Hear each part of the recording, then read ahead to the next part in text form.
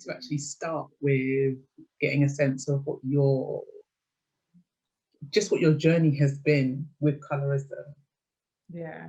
And I would say from a personal point of view, but also now because of the space that you occupy as an advocate or a voice for anti-colorism, what that looks like in relation to the personal.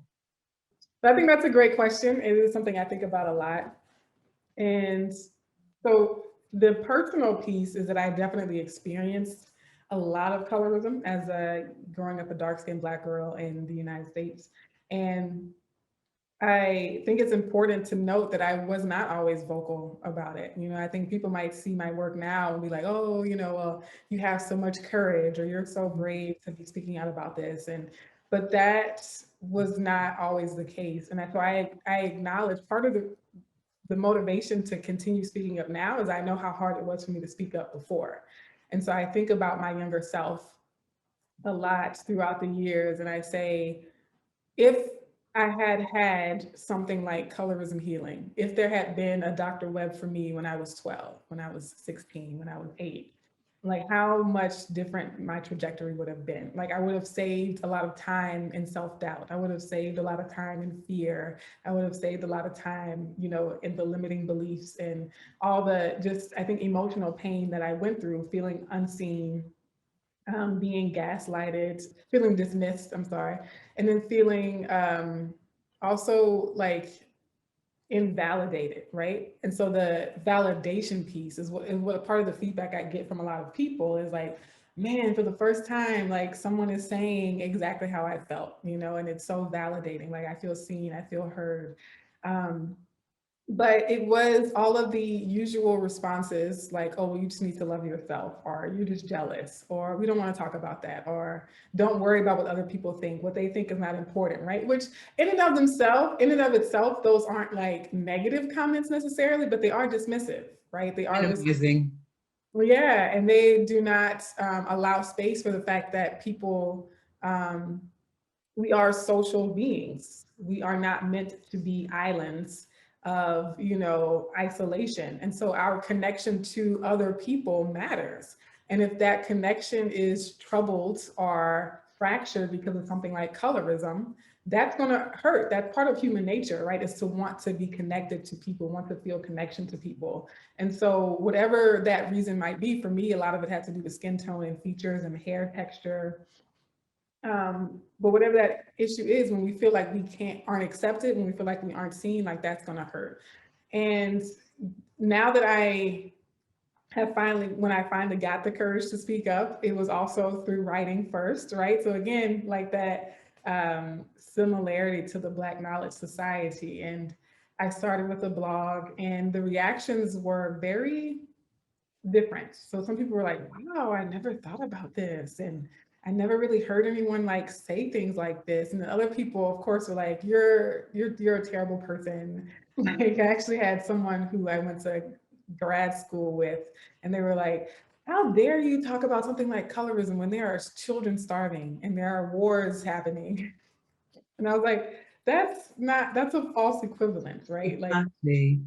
thing about colorism is not siphoning attention away from those issues. And then of course someone else was like, "Oh, people just want to be mad." Like nobody wants to be mad. Like that was also like, why would I choose to feel upset about this issue, right? They're like, people just look for something to be mad about.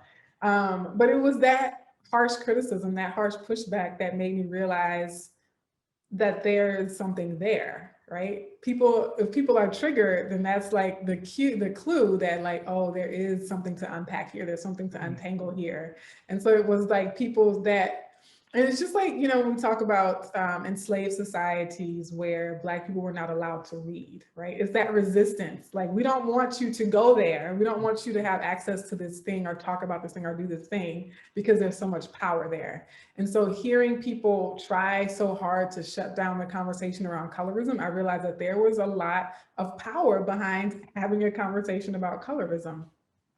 And then, but the blog again was just a lot of me, like, kind of talking about my story.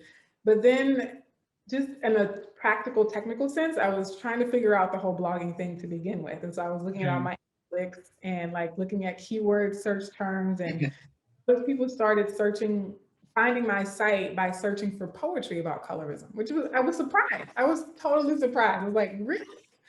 And Mm, so I started searching, and there was not, it was hard to find poems specifically about colorism. You can find lots of poems about racism, right? But there wasn't a lot, particularly online, right, that was explicitly about colorism. And so I was like, well, we need to generate some of this content. And that's when the contest started. And the contest is probably the initiative that took colorism healing in the direction it's gone today. okay. Because I realized like this is bigger than I even imagined when I first wrote those first few blog posts, because people were emailing me from Brazil and like India and saying, "Hey, can we submit? Is this like an international contest?" And I was like, I did not know I would have to consider that, Yes, right? it is. You know, are there rules about like giving cash prizes like internationally and all these things like that? But yeah, I think that just helped me to see how much bigger it was even than I knew going in. Because again, I didn't start off as a scholar on colorism. I started off as just someone who had experienced it and could write a little bit, and so wanted to write about it. Yeah. Um, but after seeing like this is a global issue, and there are people who have not had a place to talk about who want to. Mm, That's what took me down the path of like studying it, looking at the research, you know, writing about it more formally and that sort of thing. brilliant, brilliant. So essentially, it was the experience that progressively and naturally led you down the scholarly uh, path. Yes. Yeah, yeah. Or Okay. um, I got my master's degree in writing and creative writing. Mhm. And then I was like, I think I want to get a PhD, but I'm not sure. So I took like 4 years off. It ended up being 4 years, but I was like, I'm just gonna like go and teach high school in my hometown and, you know, teach English, teach, you know, young, mostly Black students how to write better, how to like, you know, study and just all the things, right, that we want to do for our communities as Yeah. teachers. Um, but then when I started the blog and I started Colorism Healing, I was like, oh, this is the thing I feel committed enough to get a PhD for. PhD. Yeah. Yeah, because I didn't want to just go to the doctorate program just to do it, right? I'm a nerd. Actually like reading and studying in school and teaching and learning and that kind of thing. But if I was going to commit that amount of time and effort and, you know, like sacrifice, then I wanted it to be for something that I would be committed to, that was worth that for me. And so discovering colorism, I was like, oh, this is definitely worth it for me. Yeah. So Can I ask, because you mentioned that the response generated from the blog was mhm, quite polarized, yeah. do you think that, I mean, when did you actually start the blog? Oh, that's a great question. So those examples that I gave about the like polarized reactions was not actually colorism healing. There was a blog before colorism healing called SL Rights, right, which is my initials and then right. Okay. I was just looking for an outlet. I had, you know, finished my master's in a creative writing program, and I was teaching high school, and I was like, how can I keep up my writing practice, right? So like, I'll just start a blog. And so this was around 2011, so 2 years before Colorism Healing officially was birthed. So Okay. I was writing random posts, and I saw a preview for the documentary Dark Girls, produced by Bill Duke and Chanson D. Berry, and I was like, I can relate to this. This might be something I should write about, right? And then also, you know, like I mentioned in my TED talk, in my 2 years of teaching, I heard my students, you know, my young African American students, Yeah. all kinds of negative things about their own skin tone, and some of them even about other people's skin tone. And so the combination of those things, I was like, okay, this is going to be my next blog post. But I think an important part of that story is I finished writing the post, and it took me like 30 minutes to hit the publish button, just to press publish. Like it was already written, it was up and loaded and ready to go. But I was sitting there, my palms were sweating, my heart was beating, and I was like, do I really want to hit publish, right? Because I was anticipating the backlash. I was anticipating Yeah. the judgment, right? I was Mhm. anticipating that, but I thankfully, you know, 8 years later or 10 years, right? Because if that was 2011, it's 2021 now. So just about 10 years later, after all I've been through, I'm so thankful that I had published. I had Yeah. published.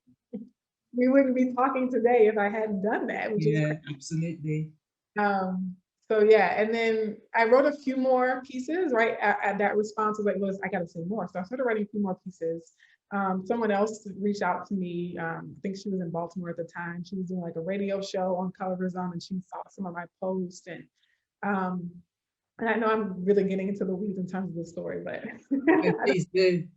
I don't tell the whole story often, but so that was also my first experience of like, oh, so there is like research on this because she had gotten a PhD and she was studying like dissertations and scholarly research, Okay. and whereas mine was just sort of like anecdotal and like experiential and like looking at other blog posts. So meeting her, I realized like, oh, there is like an academic path here. There is like a more scholarly um, approach to this as well. That encounter, I think, also influenced my trajectory going forward as well. And then I Okay.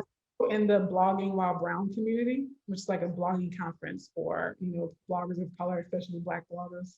And I had just came back from a conference. It was in New York City in 2013. It was like in May of 2013, and I left that conference, and I was trying to like figure out how to make SL rights work, my catch-all blog, right? And that conference, I left that conference, and like the next month, I was like, you know what? Scrap SL rights. Like I know what my focus is now, right? Yeah.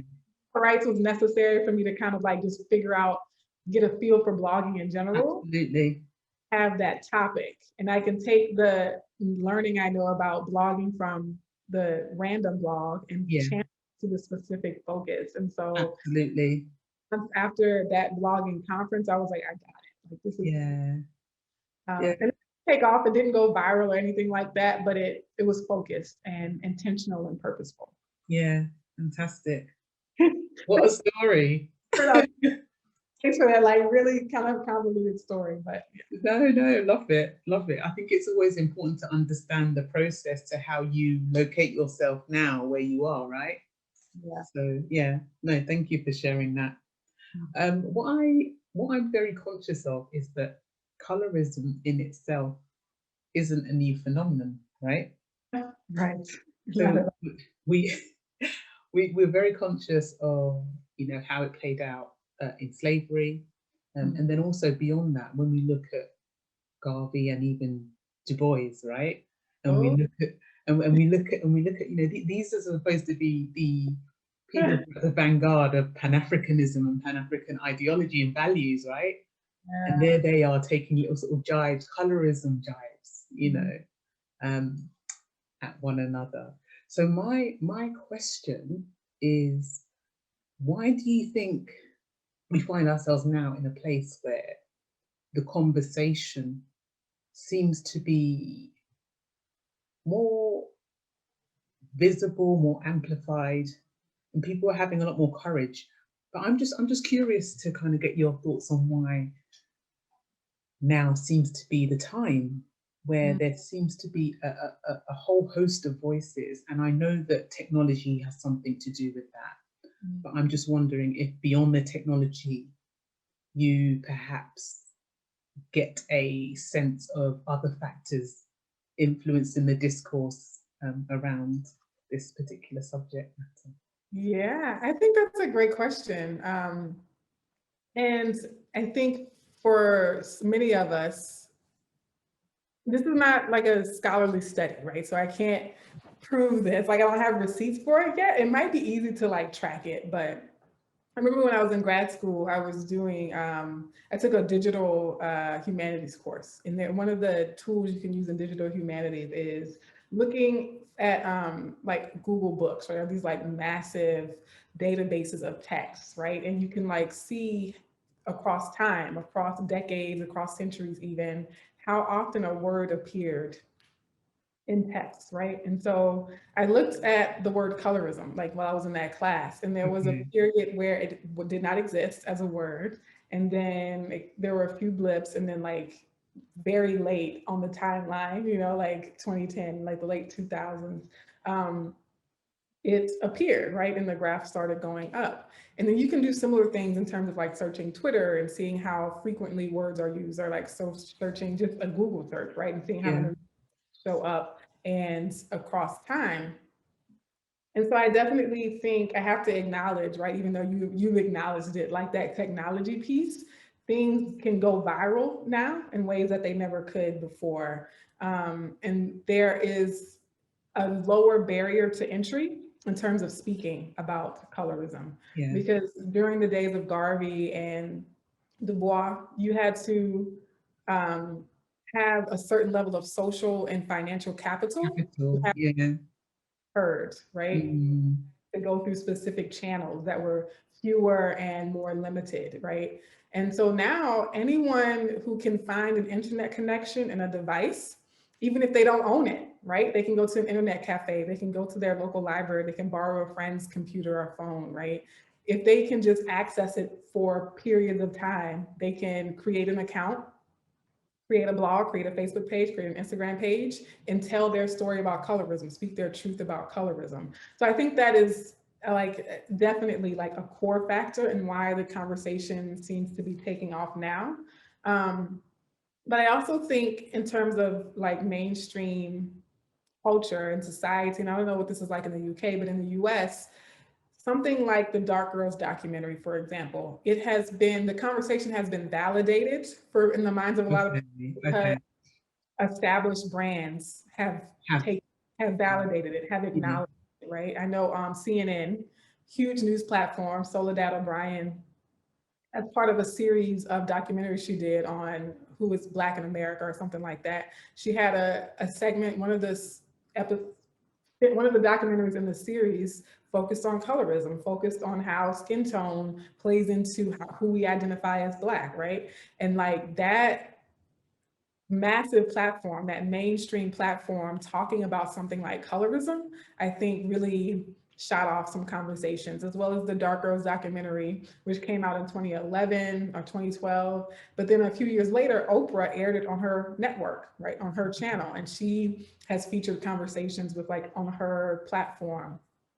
And so I think the celebrity, the major brand name acknowledgement of the conversation, even like on major news platforms like ABC, Good Morning America, I think one of those Yeah. like news platforms now talking about it. And so people who might have been able to dismiss it are no longer able to, but also people who wanted to talk about it but felt like no one will believe them, they now again have like something they can point to other than their own experience, right? Because Yeah. it's easy to say, oh, well, it's just you, no one else feels like that. And I've been told that as recently as, you know, last year, no one else feels like that. Dark skin, other dark skin people don't feel like that. It's just you. And I'm like, no, because you know, on Good Morning America, like there were like lots of Absolutely.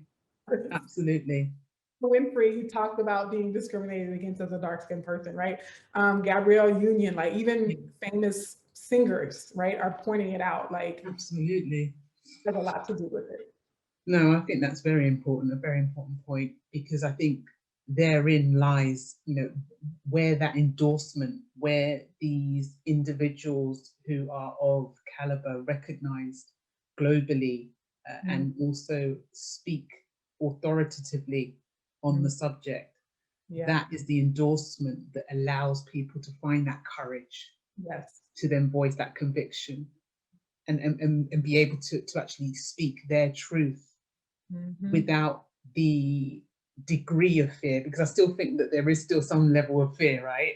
Yes. But without, but without the degree of fear or concern that it's only going to be thrown back at them as it's all in your head, it's only you, and so on and so forth, like you said. So yeah, no, that makes a lot of sense. Yeah. I also feel like I have to acknowledge that that's what it was for me, right? Seeing that Mm, a documentary by this like famous Hollywood actor. yeah, Like, oh, okay, so maybe I can blog about it now. And like Ta-Nehisi Coates, right, a writer for The Atlantic, had written about it in response to that documentary. And I was like, okay, there's some people are creating the space here. So I'm gonna like sneak into the space as well. yeah. Acknowledge too, like for anyone who might be watching or listening to this, Even today, I still feel fear before I share something. Mm. I was looking at my Instagram insights, my Instagram analytics, and I was looking at my most popular posts. And I was like, like 3 of my top most popular posts were posts that I was like, oh gosh, like, should I say this? Like, Yeah. am I ready to like get the vitriol that's going to come back? Am I ready for like the negative comments and the, the arguments that are going to go on? And I post them and a lot of people resonate, right? But Yeah. that's the thing, like for like a lot of people do hate those things when I put them out, but just as many people love it. Like Yeah. just as people are like, thank you for saying it. Thank you so much for expressing this, right? And so I think for anyone who's thinking about using their voice in any way, I think in order to be effective, you have to realize that, and J.K. Rowling says this, I'm not taking credit for this, like J.K. Rowling, the author of Harry Potter or whatever, she says, in order for some to hate you, or in order for some to love you, some must loathe you, right? And so I think that is a reality of doing any kind of meaningful work. Yeah, absolutely. Absolutely. Very well said. My next question. So we often see a vehement denial and a willful ignorance expressed within the Black community on this issue, as we've kind of touched on already. So how damaging do you feel that is to our ability to actually move on and advance in this specific moment that we find ourselves, against the backdrop of George Floyd, against BLM? How important is it for us to be able to move forward? Because the reality is, we as a community, right, are significantly arguably most impacted by racism, just Mhm. because of the way of the hierarchy, the way that the hierarchy is structured, right? So Yes. we are now vocally saying that we want equity. We're demanding equity, right? From Mhm. all quarters globally, and we are demanding this leveling out, of access to resources and the social experience, the way that we actually experience our lives as civil actors in society. Mhm. But I'm just trying to understand: is this cart before the horse? Are we, are we demanding all of this stuff from the external? And this kind of goes into what we'll talk about on Sunday next week. But we're demanding so much from this external apparatus that we have very little influence and control over.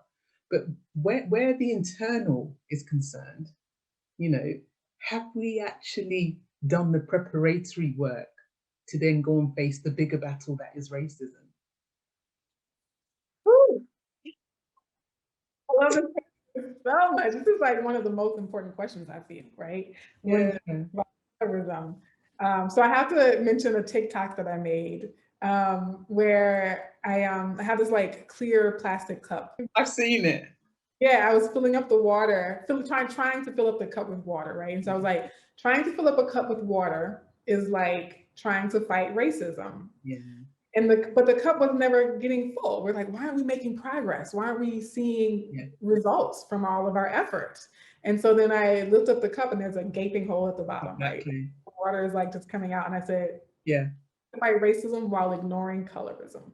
Like that's essentially what we're doing. Exactly. And so we wonder why, when it comes to racism, we wonder like, all these decades later, why have we not made more progress, right? It's however many centuries after slavery, why haven't we made more progress than where we are now? And a large part of that is because we're not acknowledging colorism. So what I'll say, one of the things people don't like me to say is that if we don't acknowledge that even amongst Black people, we don't experience racism equally, then we won't be effective in the fight against racism. Right. Just like other non-Black people of color, for example, Native Americans, Asian Americans, or just Asian people, right, wherever they are in the world, have to acknowledge that, yes, they experience racism, but it's different for them than it is for Black people. Black people, right. But we have to do the same amongst Black people, that for lighter skins Black people, they don't experience racism the same way as darker skinned Black people. That is a researched phenomenon, right? It's not just me making an assumption. No. We know that just like there's a gap between Black people and white people in terms of employment and income, there is a gap that is almost equal. It's virtually about the same between, at least the studies done in the United States, right? Yeah. That there's an income gap and an employment gap between lighter skinned or fair skinned Black people and darker skinned Black people. So, what I tell people, again, not a popular opinion, is that oftentimes what we attribute to racism is actually better explained through the lens of colorism. Colorism, And 100%. we're not making the progress we need to make. Absolutely. And that's beautifully articulated, because I think until we do the work internally, and I posted this the other day, we have absolutely no business placing demands on the external when our own house is not in order. I just find it really, really unreal. But I understand the willful ignorance, because it's about the degrees of privilege, right? And one of the things that I wrote about is who really sits comfortably in their seat and sees somebody else standing up and says, "Oh, come and take my seat." People are not in the habit of doing that. Right. Right. We all have our areas where we feel that we can be generous, benevolent, and where we want to sort of do good, but so long as it doesn't affect our own comfort.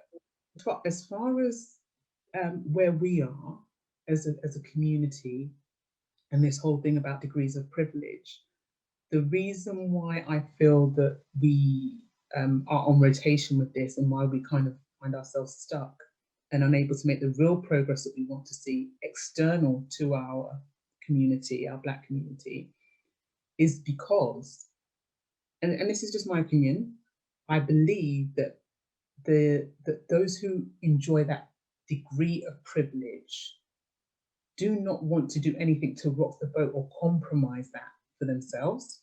100%. The reality is, every society, wherever you go in the world, must have a hierarchy. It must. Societies are based around hierarchies. And what we need to understand is that there will always be one particular interest group that will try and preserve their interests. And whoever is able to successfully do that, they then dictate the terms by which the social order is structured, right? My point is just to say that there must always be hierarchy. There must always be this power struggle. So it's not necessarily race and racism, colorism, all these isms are purely symptomatic of what the real root cause is, the real root being a power struggle. An interest group wants to retain power. So for me, it's always about this power struggle. Going to that, like one of the comments that I mentioned, like I had a lighter skinned friend who I thought was a friend, like I give some of the worst vitriol ever to my initial blog post. She looked at it in terms of, like, I think paraphrasing, like, so why are we arguing over crumbs, right? Who gets more crumbs than someone else, right? And my sister, who's lighter skinned, she's always been like my little, like, jumping in the fight for me or whatever. She's like, in a system like the one we have in the US, like, those crumbs matter. Those crumbs, quote unquote, have consequential outcomes for huge. In terms of people's livelihood and ability to prosper and thrive in society, right? But so her comment, though, like, acknowledged that you do get more, right? Exactly. Perceive it as crumbs or not, if they were insignificant or if those crumbs were inconsequential, then why not share them?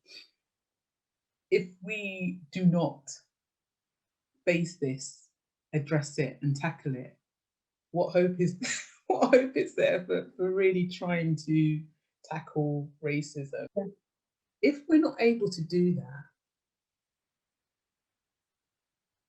what exactly is all of this that we're seeing at the moment? So here's one thing that I want people to think about is that, and I say it's going to sound obvious. You're going to be like, well, duh. But race is a social construct, right? People say that all the time with various intentions for saying it. But melanin is a biological fact. Our skin tones are biological facts, okay? So we can essentially do away with racism. We can do away with race. We can do away with the labels. We can do away with the categories. We can do away with the check boxes on the census. We can do away with the check boxes on forms. We could stop putting that line on birth certificates, right? But people will still see me as a dark-skinned woman, whether they know I'm a dark-skinned Black woman or a dark-skinned white woman or a dark-skinned Asian woman. Like, regardless of what that label is, whatever we label it, you see me as dark-skinned. And so because to the Black people who are like, well, we need to focus on racism, we need to focus on racism, that's fine. Like, y'all can get rid of racism, y'all can solve the racism problem all day, but the world will still interact with me based on what I look like, regardless of what the label or the category is. Yes. Right? And that's what I want people to realize. Like, if the best case scenario, and I don't think that this is gonna happen, at least not for several generations, best case scenario, we solve racism just in a very technical sense, right? I'm still gonna be on the lower rungs of society because I'm darker, because I'm a woman, because I have kinky, horsey hair and wide nose, right? This whole thing of racism being the issue is a distraction. I believe that it's a distraction. You know, my belief is that unity is power. There's this whole thing, knowledge is power, knowledge is power. Unity is power, right? For me, this is just such a played out tactic in their playbook, right? Yeah. It's so unfortunate that the lessons are never learned. The lessons are never learned throughout history. And we find ourselves at this point again where, and it's funny because Dr. Amos Wilson said it famously, that everything changes to stay the same, right? Mm-hmm. Unity is where it's at. But because of this self-hate, because of all the sort of the legacy of trauma and everything else that we understand from the great work of Joy DeGruy, what we need to be focused on, again, is just how we heal as a people so that we are not governed by this self-hatred and this desire to kind of have this proximity to whiteness by any means necessary. There's a lot missing in terms of how we actually understand and work through this whole idea of racism and where we are in that journey as a people. Yeah. So I was thinking as you were describing how racism, focusing solely on racism is the distraction, because that is in direct opposition to what people say about colorism. A lot of the Black folks who are dismissive about colorism call colorism the distraction. Distraction, I know. They want to say that colorism is distracting, and that's why we need to get over colorism to focus on the real issue. Get over. I haven't heard so many people say this. I also tell people too, like, again, if we do away with racism, based on the research, since some people like research, based on the research, based on the data, let's say racism is solved, I'm still less likely to get hired. I'm still more likely to be arrested by cops. I'm still more likely to a harsher, longer sentence than lighter-skinned Black people. And that's not the result of racism. If racism is completely done away with, I'm still oppressed. And so I don't have the luxury, I don't have the privilege of prioritizing racism over colorism. Because if we have racism, I'm still at the bottom.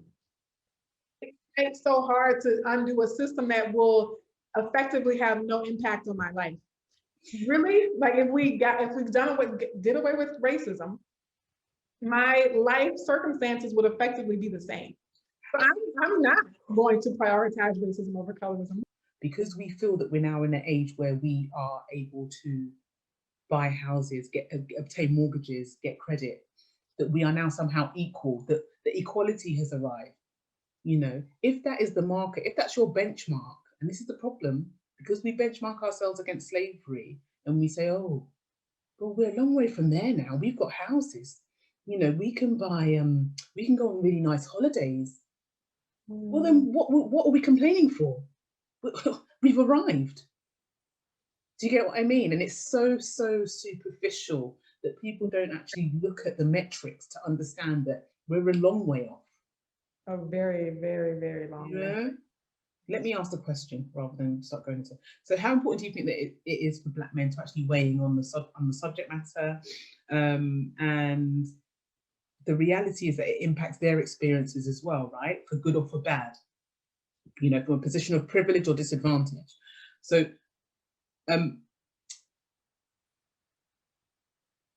let's start there. How important do you think it is for them to to be part of this conversation? Oh my goodness. Okay, so I feel like this could probably take us home. We could probably like finish off the session, the interview with this question. I did a series actually before I moved to Illinois. So this was maybe 2016, 2017. I did a series called Men on Colorism. So I was doing just men that I knew personally, right? Men that I knew from my social circle who maybe at one point had said something kind of interesting about colorism, or that people recommended in terms of being aware and conscious of like Black love and that kind of thing. So I would reach out to them and say, hey, I'm doing, for that reason, like we don't see men at the table, having a seat at the table, you know, in various ways. And so I'm curious, A, to know what would men have to say about it, but also just allowing other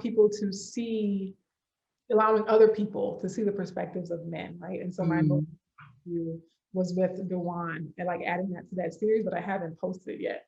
And so I think for a long time, that's been very much the elephant in the room, right?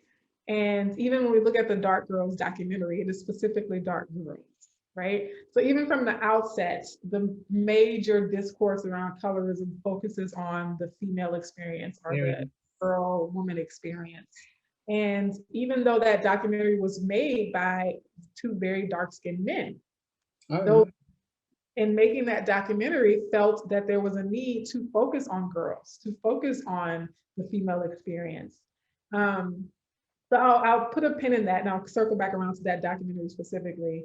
But I'll also acknowledge that because of patriarchy, because of misogyny, women are more harshly judged on how we look, right? And I look at the famous rappers, right? And US rappers like Biggie Smalls, Rick Ross, Lil Wayne, right? All these like very, very dark-skinned men who would be considered unattractive if it wasn't for their money, right? But they've been able to acquire money. They've been able to rise to prominence in the music industry. They've been able to attain iconic status as musicians. And they're female equivalent to them. There are no women in the music industry who look like them, who have their skin tone, who have similar features, who've also attained that level of status, who've also attained that level of fame and international global success, right? And so yes, colorism, just like I think any social problem is going to more harshly impact women because of patriarchy and misogyny, right? So colorism is one of those things. However, I think where it impacts men is, so darker skinned men, the gender dynamic, right, is so interesting because across the board for all genders, lighter skinned people are seen as more intelligent, are assumed to be more competent, more beautiful, more refined even, right? Like more cultured, more civil, more moral, cleaner, like all the positive attributes are assumed for lighter skinned people across the board. But dark-skinned men, though, benefit from the stereotype that darker skin is more masculine. Yeah. So that stereotype hurts someone like me who I don't necessarily want to be perceived as more masculine. We acknowledge that I am a woman. It can be feminine, that, you know, I'm not inherently more stronger than other women, you know, all these things. Before I'm in, or especially especially if you're a cis het man and you like benefit from that masculine perception, dark-skinned men, that's been a social benefit to them, right?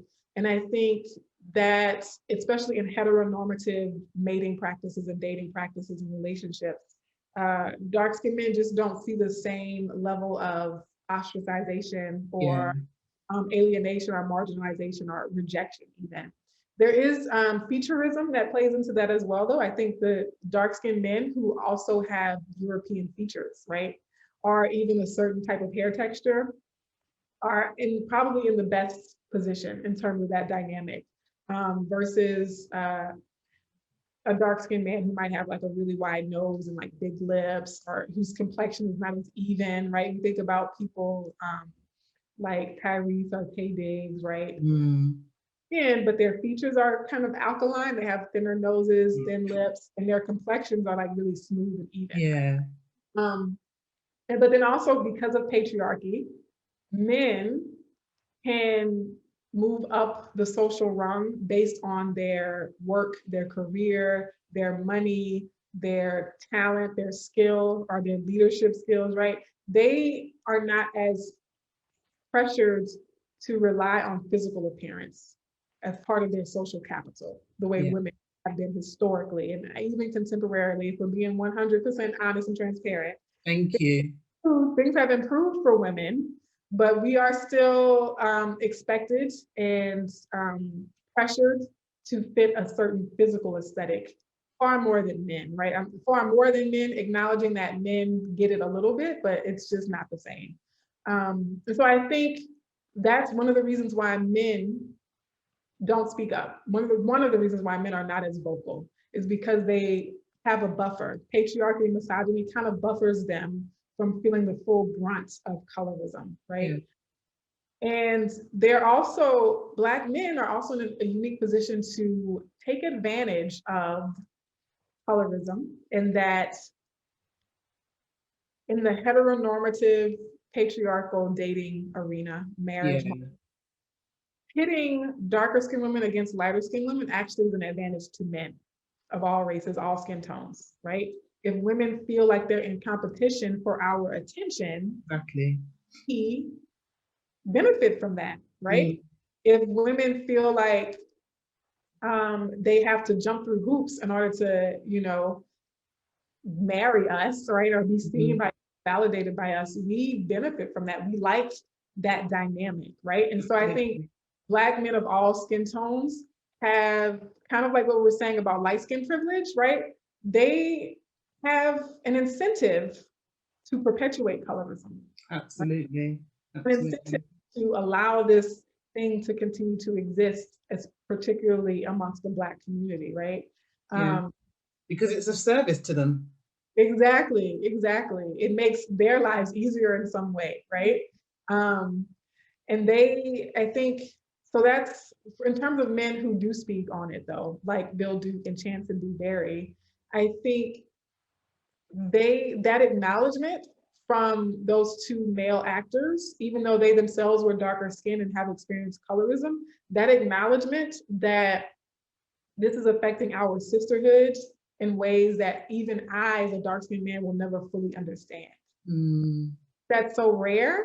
And so when it does happen, when it's acknowledged, I think we need more of that, right?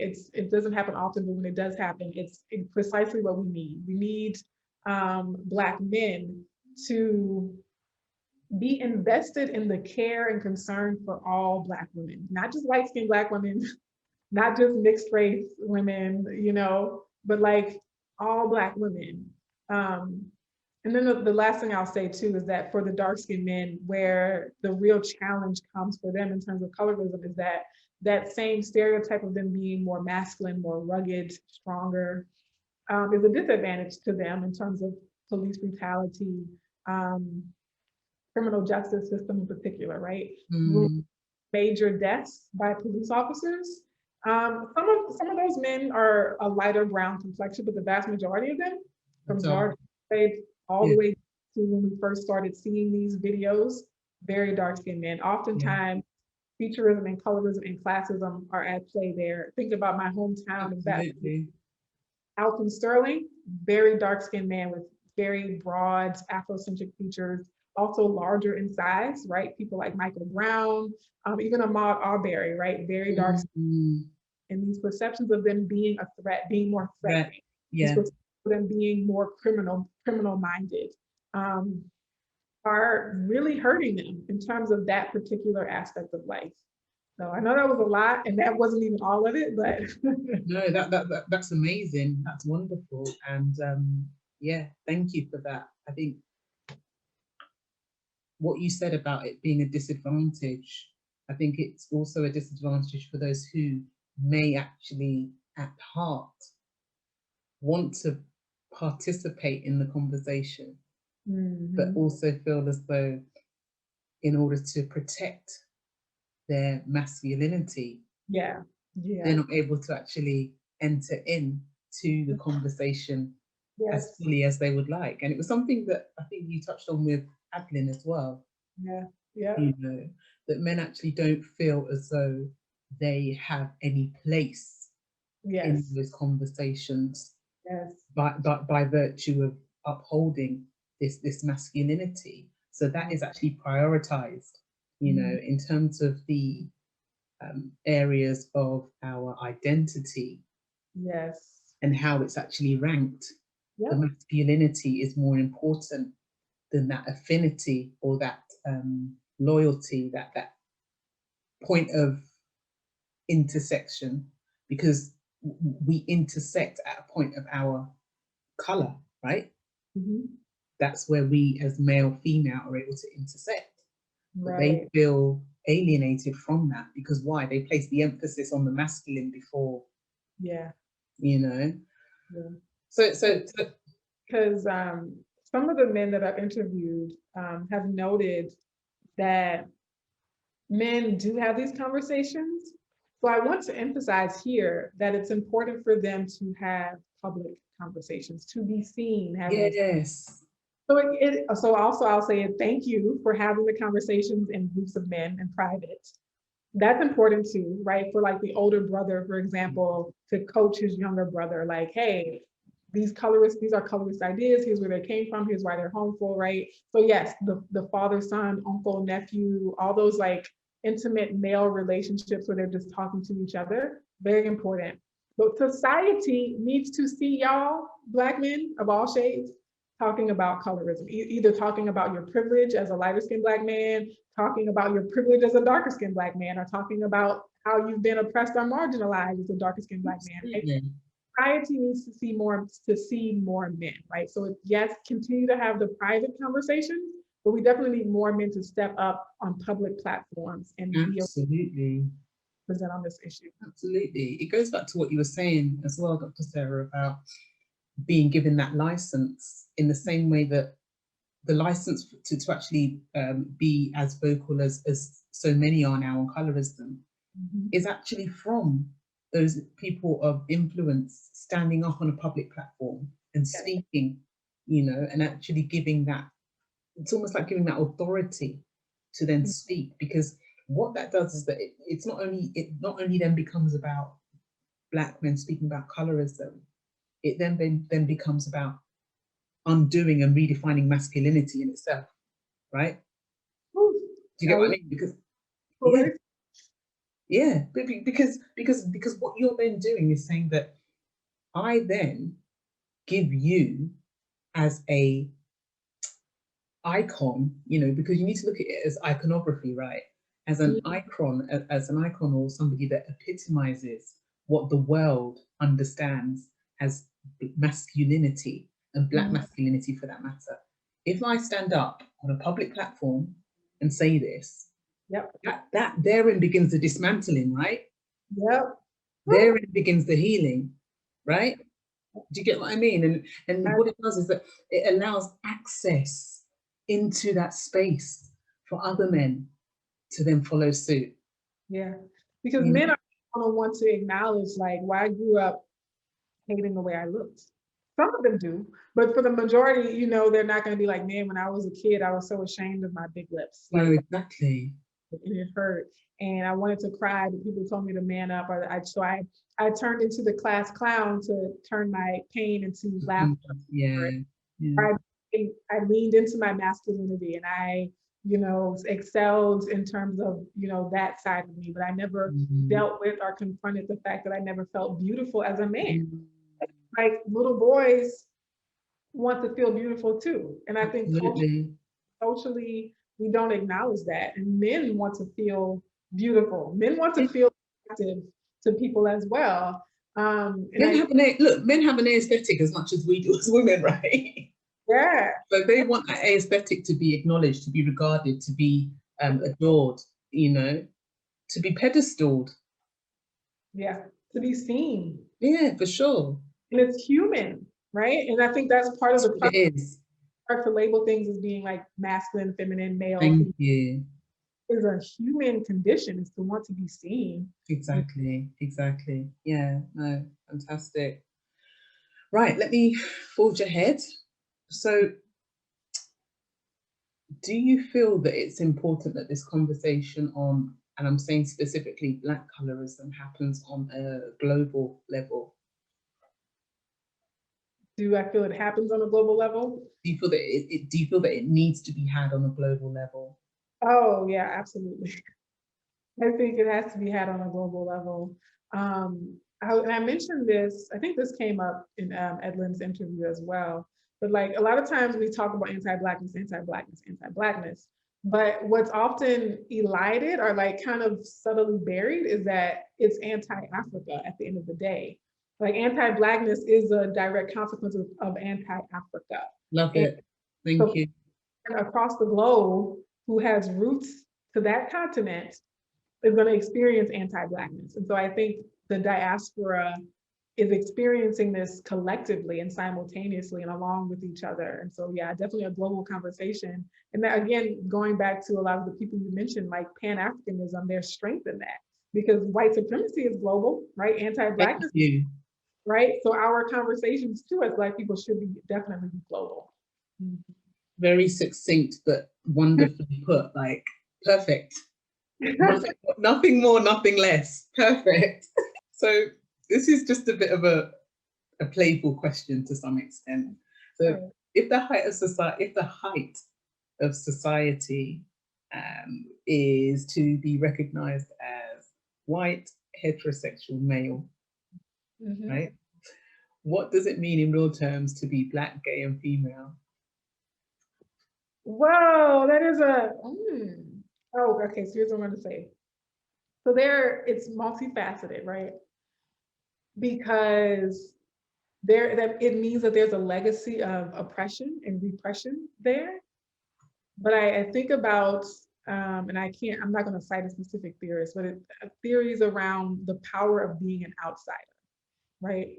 And so yes, you are on the margins, but I think you are uniquely positioned in the margins to reflect, to be a mirror to the ugliness of mainstream society, to hold up that mirror just in your existence, just in your everyday personal embodiment, to kind of expose the terror and the, I think the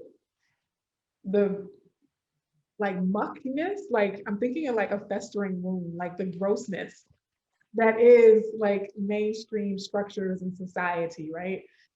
So I'm being very careful not to say that a dark-skinned Black, gay, lesbian woman is responsible for saving the world, because I also don't want that to be the narrative either. Yeah. But I think that perspective that they hold could save the world, right? So not that their labor is required, but that perspective, I think, is what's going to unlock, going to free us from this hegemonic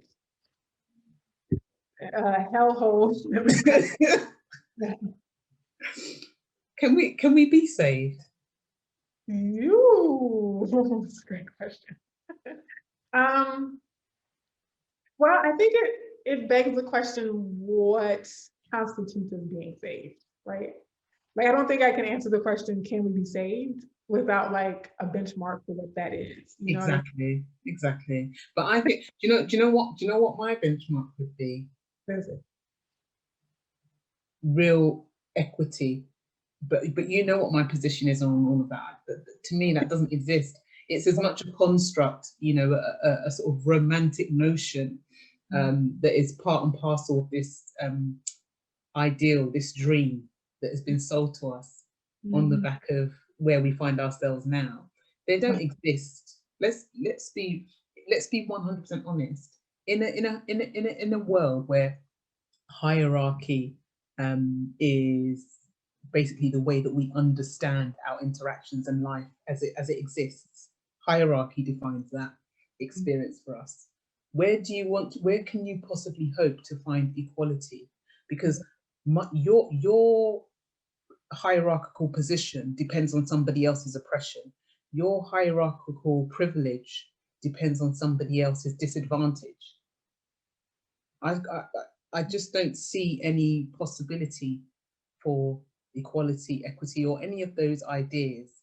They're just romantic carrots that are dangled as a possibility. Do you get what I mean? Yeah. A couple of things I'm thinking about, and you know, I'm a Gemini too, so I think as I talk, and I'm not afraid to like put out half-baked ideas. Like, yeah, this still needs some theorizing on my part, but where like right now in the moment, I'm thinking about the cosmic trajectory of the world, of human life, right? And I hesitate. So part of my hesitancy is to say that our ability to conceive of something in the present does not mean that other things aren't possible, right? Our limitations about what we can imagine or what we can conceive. I think if we were to fast forward 2,000 years from now, we would not recognize the planet. We would not recognize, true. Right? And that's, but again, that's not necessarily a practical perspective. No, I know. I get, yeah. But I think for someone who wants to remain optimistic, or say like in the cosmic timeline, even thinking about it as a line is a worldview, right? That doesn't have to. But I am making ripple effects that could alter the course of humanity, you know, 1,000 years from now. But I think, yeah, so we can, our current imaginations, our current ability to conceive of different possibilities in the world, that's just what it is now, right? And who knows what we might be able to imagine. I think our ancestors could not imagine me and you having a video conference off the ocean, right? Being connected. Our ancestors at one point had no concept of international conversations, right? It was local community. And the thought that there were human beings thousands of miles away around this orbiting body, celestial body, right? Like, so I think humanity has reconceived of itself in the cosmos lots of times, larger spans of time. And I think with the advent of technology, some of that, it might accelerate some of that, because we are having more conversations and we are having more interaction, more engagement with people who think differently than us. And so I think that's going to sort of accelerate how we are able to conceive of life and earth and death and humanity. But also there was, in terms of, forgot what the other thing was. But yeah, where can you possibly hope to find? Oh, I was going to say too. So it's a question. It's more so a question. I'm wondering. I'm not ready to settle on an answer yet. But is it possible to have hierarchy without oppression? Is it possible to have hierarchy? Well, I've had that conversation with myself. Without dehumanization, right? Because I think about, like, for example, if you're running a company or organization, right, and you have a CEO, and you have people who are like the salespeople, they work, they clock in from 9 to 5. It's very possible to have that same structure, that same hierarchy, and the people who are working on the bottom of the hierarchy feel oppressed. They don't feel heard. They don't feel seen. They feel like slaves almost, right? And it's possible to have another corporation right down the street where the people who are doing the brunt work, the people who are doing the groundwork or the leg work, do feel humanized. They do feel like they have that direct line of communication to the CEO, to the leader. They feel like even though he's at the top, he genuinely has their best interests at heart as well, right? And so I think you can have the same structure. One can acknowledge and validate the humanity of everyone in that structure, and then one can dehumanize everyone, down that ladder. I Um, agree. I agree. Within the, do you know what? Within the corporate environment, that is definitely possible. But when you try and apply that to, we're talking about nation states. Do you get what I mean? And that's where it becomes a problem, because it is always going to be a scramble for resources, for power. And that's what it boils down to, and it's so sad that there isn't a world or a leadership that we have within the various nations of this planet that can take the approach of the organization that you said, where everyone feels valued and where there is this relationship that is, I suppose you could say, symbiotic, where everyone plays a part, nobody feels exploited, but because everyone is playing their part at every level of the hierarchy, it balances, and therefore the organism thrives. Do you get what I mean? I just, every, you know, I think the very existence of nation states is the result of not having that kind of structure, right? I think about colonial societies, right, where it's, if you only have 100 people max in your concept of community, but it is the nations are the result of that grab for power. Thank you. The very founding of contemporary society, where it's like, okay, we're not just a group of people who are living together, but we are a nation. You understand? That switch, but that was also a very European thing, right? I don't think every part of the world, unfortunately, that mentality went out, right? That the European. Thank you. That's what prevails. That's what pervades. Yes, exactly. And the other options kind of were like, oh, well, it's great that you were doing that thing over there, but we're going to call that uncivilized. Exactly. Create a narrative around that mode of existing in the world as being savage, as being not being contemporary, right?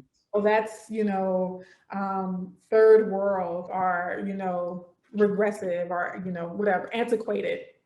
And we're the modern, we're the contemporary, we're the future, right? Exactly. This kind of like nation state, oppressive, hierarchical regime. Yeah, it's true. It's true, and unfortunately, Dr. Sarah, that ideology prevails. That is how most, and that is why we say that in terms of the world order or the world view, it is a white supremacist world view, because it's the frame of reference by which everybody else takes their cue. Yes, and capitalism is white supremacist. Yeah, exactly. They're interchangeable, or part and parcel of the same issue here.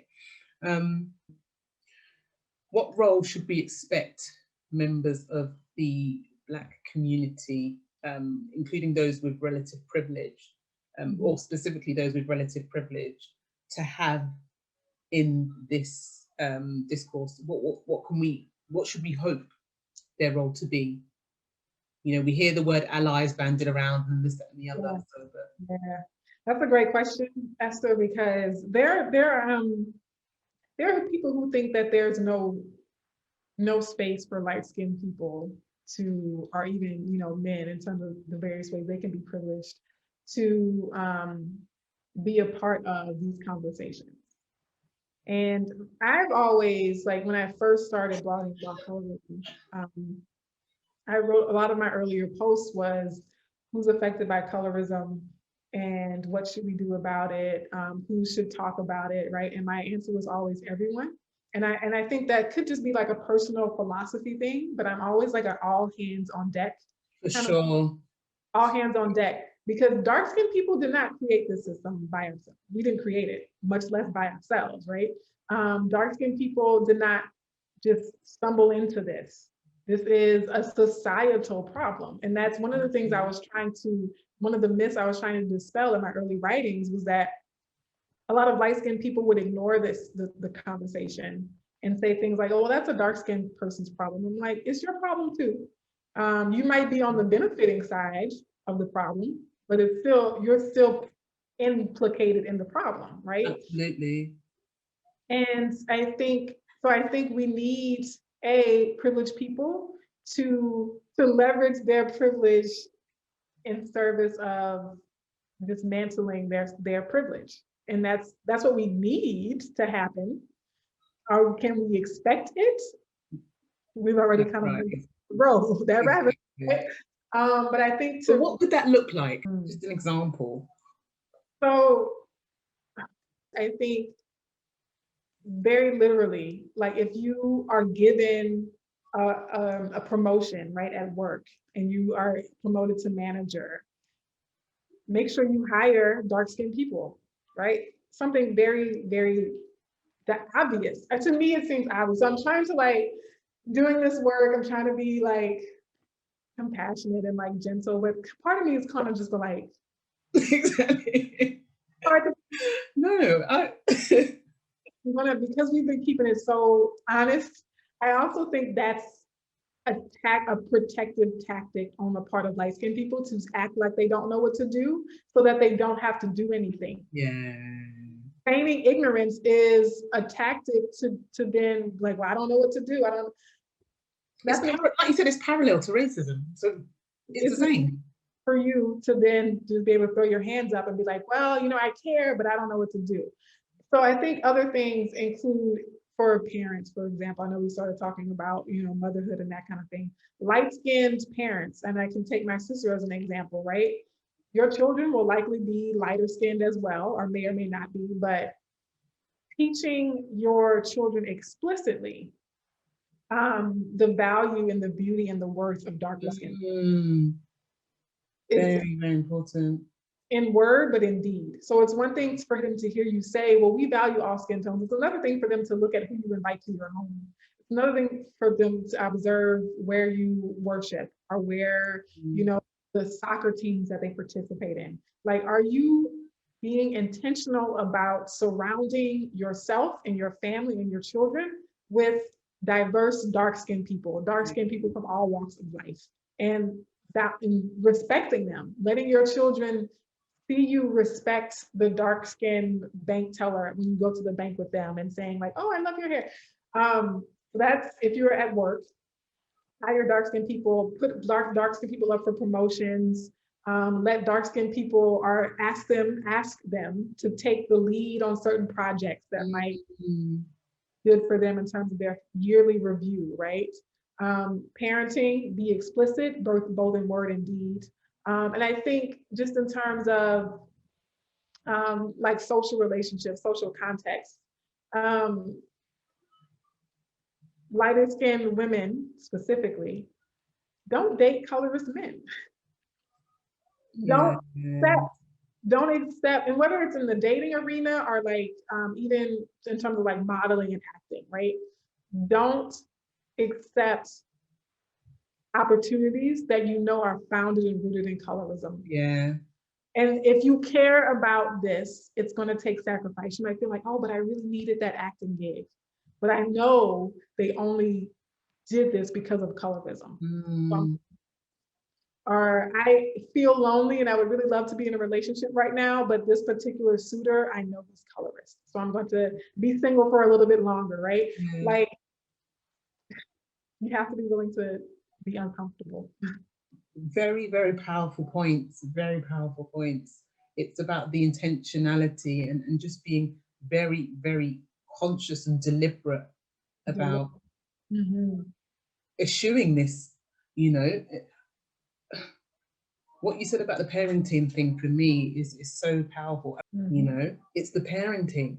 So I think that point is something that I take to heart to Mhm. actually share with others within our community, to be aware of just how profound what they say or do not say between one child and the other impacts that child's ability to identify themselves and recognize themselves Yeah. as either worthy or Yeah. unworthy. You Mhm. know, that's And very powerful, very powerful. what you said about it's what you say and what you don't say. For Like, sure. because people think colorism is like explicit bullying, but sometimes colorism is just being ignored. Mm, You know what I mean? for So, sure. For sure. Yeah, not being the choice is being ignored, you know. So question 10 was what's your philosophy on hierarchy as part of how society is organized, mhm. and can society function effectively in the absence of hierarchy, Ah, and can it ever be fair or noble, you know? So mhm, you actually covered that when you gave that analogy of the two organizations. mhm. Um, so there is, you know, there clearly is scope for So, hierarchy to exist in a way that is not nefarious or that doesn't have ill consequences for mhm, some. But like you said, we're perhaps, or that is perhaps some light years away in the case of nation states. And who knows what they'll be called by them, because they certainly won't be called nation states, you know, in that particular time. but I think too, I think sometimes, and I'm sorry to be going back there, but And like when you look at where we are in terms of like the environment and like global warming and things like that, I think sometimes it has to be a force outside of us, mm, themselves, right? And you look at what's possible, like what might be up ahead if we don't get the environment healthy again. And there might come a time when it's not possible to have nation states, right? Because there just are not enough people, resources. Like it could, things could get worse before they get better. yeah, In yeah. order to get better, things might have to get worse. We might have to see. Ecologically, you mean that might be our, yeah. Yeah, and I think the systems are, if they're not working, they will fail. And it's going to be painful and hard and scary when they fail. But Mm, then that could be where the opening is. It would only be an opening. It's not guaranteed to be that's restructured right. humane way, but there will be an opening for it to be restructured. Mm, brilliant. No, thank you so much. Deep I, intro. no, thank you. I've really thoroughly